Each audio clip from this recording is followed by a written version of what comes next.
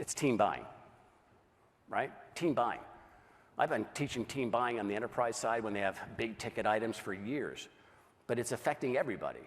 And early on when I was teaching team buying, people would roll their eyes, I get it, but I really want to do my own thing. But the world has changed. So when you're team buying, we absolutely have to make sure that we're coordinated when we're doing team selling, right? Because otherwise, we're going to get killed.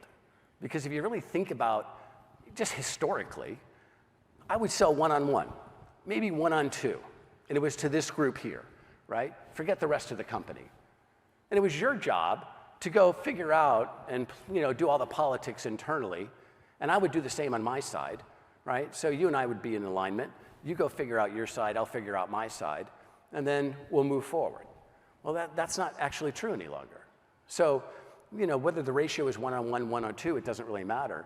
But if you think about now, when I'm having more buyers on the other side, again, whether it's 12 or 14 or 9, when I have more functional buyers on the other side with that expertise, they know an awful lot about a very narrow subject. So if I'm talking about with an engineer on the opposite side with 30 years experience, they know a lot about what they do. And I know a little about a lot as a salesperson, don't we? We know a little about a lot of stuff when it comes to how does it affect all those different buyers within an organization.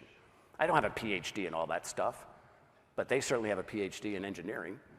And so it's unrealistic for me to believe as an individual salesperson that I can actually pull that off. But I do. Why do we resist as sellers to involve others? So I'm always amazed that I've got multiple people on the buying side, and I have an individual salesperson thinking that they can do this Herculean task of going in and having that expertise with each and every one of them. So why do they go alone?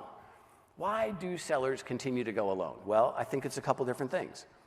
The Sandler Summit returns to the Orlando World Center Marriott on April 2nd and 3rd of 2025. Don't miss out on the premier sales and leadership event of the year. Reserve your seat now at sandler.com/summit.